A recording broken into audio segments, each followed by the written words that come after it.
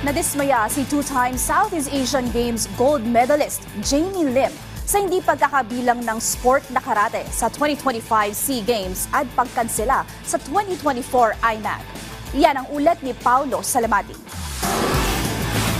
Magpapatuloy pa rin ang Karate Pilipinas National Team sa kanilang puspusang pag-iensayo sa kabila ng pagbabago sa mga nakatakdang salihang kompetisyon ngayong taon. Kamakailan lamang ay inanunsyo ng Olympic Council of Asia ang kanselasyon ng ika-6 na edisyon ng Asian Indoor and Martial Arts Games na nakatakdasa ng ganapin ngayong darating na Nobyembre sa Thailand. Ayon naman kay Philippine Olympic Committee President Abraham Bambol Tolentino, sa kabila ng pagkadismaya sa nasabing kanselasyon, marami pa ring mga international competitions na maaring pagtuunan ng pansin ng bawat national sports associations. Maliban pa rito, isa rin sa pinangangambahan ng POC ang hindi pagkakabilang ng mga ilang sport gaya ng weightlifting, wushu, jiu-jitsu at karate sa 2025 Southeast Asian Games sa Thailand na kung saan 8 gintong medalya ang posibleng mawala sakaling opisyal na hindi makasama ang mga nasabing sports sa magaganap na kompetisyon.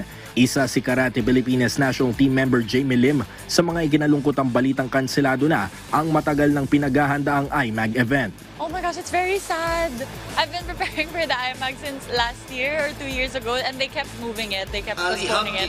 And then it got cancelled now. So I've been looking forward to it since like the start of the year and really training hard for the IMAG. Pero wala, things like this happen, so I have to accept it. Sa ngayon, focus ng National Karate Team ang sasalihang Asian Senior Championships mula September 19 hanggang 21 sa China, na kung saan target ng koponan na dominahin ng team event dito upang magkwalipika sa magaganap na World Karate Federation Team Championship sa Nobyembre. Paulo Salamatin para sa Pambansang TV sa Bagong Pilipinas.